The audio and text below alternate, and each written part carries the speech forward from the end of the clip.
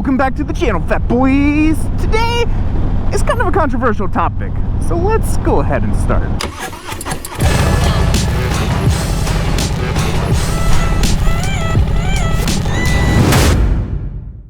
So, the topic for today, as you may have seen from the title and thumbnail, is motovlogging dead? And it's kind of a weird topic, and it really all depends on who you ask. So here's what I've seen from the motovlogging community and what I think either needs to happen or is what is happening. So for the big question to start off, is motovlogging dead? No, I wouldn't say it is dead. It's not dead, not even by a long shot. But for the general masses, for people on motorcycles, is motovlogging dead? Yes, it is 100% dead.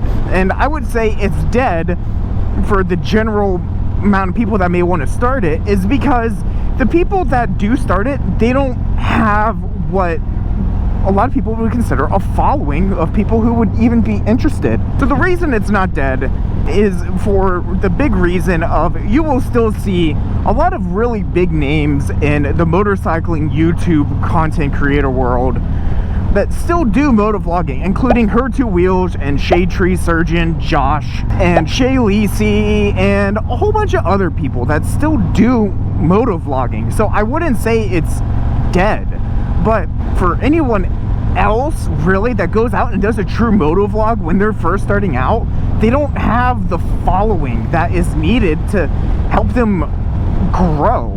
You may be able to grow that off of there, but it's going to be a very long time for you to be able to grow that following in which you may want. So for those people with smaller channels, and I still consider myself to have a ridiculously small channel in the grand scheme of things, motovlogging isn't really going to help you. It's fun. It is fun to have motovlogs and it is fun to do it, but if you want to ever build traction, that is truly what's not going to build your traction unless you happen to capture something absolutely ridiculous during that. And the thing that I can think about with who those people are is like Chase on Two Wheels. He was doing nothing but motovlogging, and then he ended up capturing a whole bunch of really crazy things while he was motovlogging because Atlanta's freaking crazy. So he was able to build a following. People found his interest. He was able to do it over a very long time. So don't get me wrong, I'm not saying it's impossible to do it, but I'm saying it's going to be a lot of hard work and a lot of time for you to be able to do it.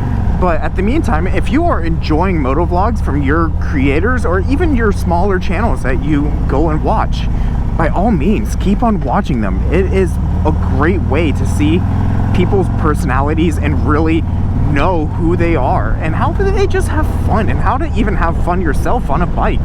And even another way just to explore places that you've never truly seen before. So, is motovlogging really dead? Complicated question. Complicated answer.